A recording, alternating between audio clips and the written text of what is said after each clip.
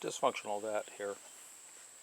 On the tree that I took down that was struck by lightning, I used a couple of different knots, and I didn't actually show that. And when I videotaped it, I was using throw ball string, which is less than 1/8 inch in diameter, and it just didn't show up. Alright, what I have here is I have a loop. Let me get this string out of the way. I have a loop. This is a sheet bend. S-H-E-E-T-B-E-N-D. A sheet bend. The rabbit comes out of the hole, around the tree, back under the root. And then you pull. This line is used to set up communications.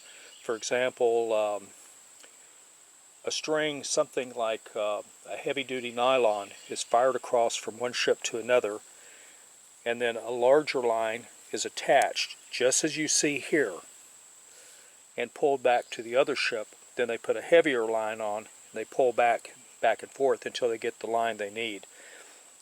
A thin string won't handle, you know, a 1.5 inch rope, but it would handle something like this, which would handle the 1.5.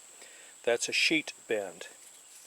To repeat, you take and you bend the sheet, which is a nautical term for rope. Rabbit comes out of the hole, around the tree, back under the root, and you pull.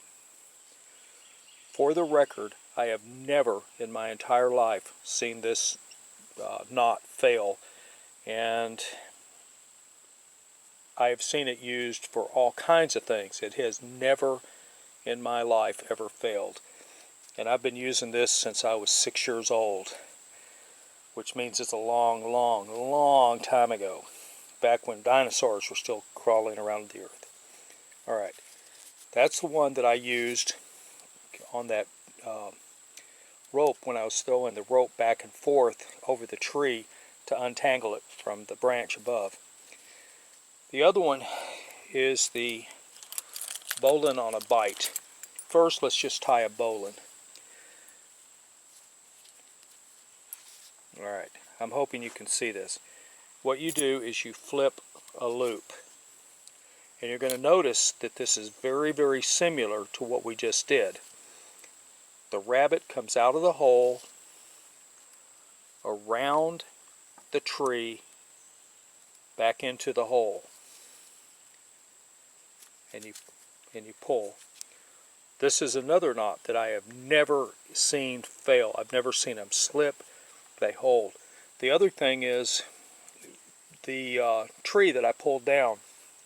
I had over 2,000 pounds, well, 1,000 pounds on each rope, but I had over 2,000 pounds pulling on that tree, and these things were physically as tight as I could pull them. When it was time to loosen them up, I went up to the tree.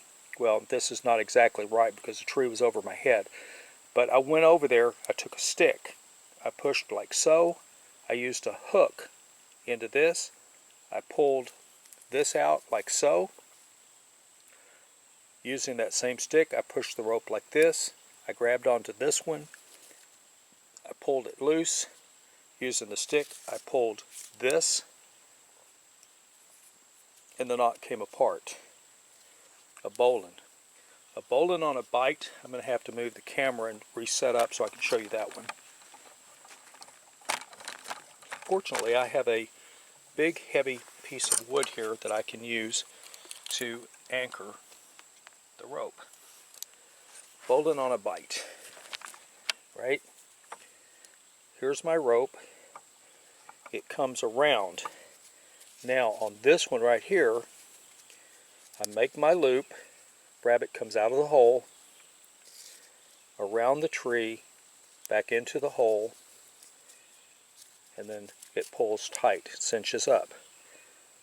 When I pull the rope, as you can see, the loop would then tighten up on the tree and I'd be able to yank it down. This is a bowline on a bite. There's also a dragon bowline, which I will leave that for you to discover. It's not my favorite knot, but it does work when needed. These are the knots used when I was taking down that tree. I'm going to show you one more knot. For the record, this is the wrong kind of hook to use, but I'm not going to go drag out the come along because I'm in between thunderstorms here. But if you remember, when I was pulling tension, I would pull tension with this hand and I would hold it with this one. I'd grab this, pull tension and pull it back, grab tension, pull and pull it back. Now the come along that I was using is very rounded. This has kind of an edge in there and it would actually cut the rope, so we don't want to use this kind of a hook. This is a chain hook. We don't want to use that when we're pulling tension. But what I did was, after I pulled as much slack out of it as I could, I made a second loop like so. Then what I did was now this is the rope right here that's got tension on it. What I did was I came and I made 2 loops like this. So I'm creating a taut line hitch essentially, and then I came back and I put tension on it like this. Hope you can see that. Okay, put tension on it, and then I could keep this tight. Just lost my chain. I could keep this tight. The other way to do this, it's the way I normally do it, is, now I've pulled my slack, right?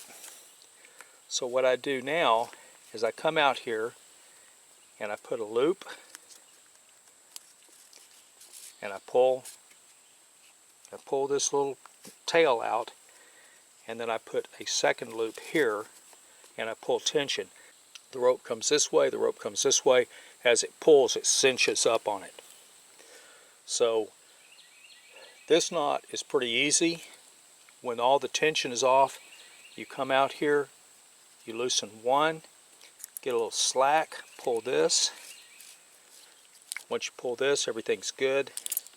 But make sure that all the tension, all the pressure is off of this rope, because if this rope slipped, it would amputate your fingers in a matter of seconds.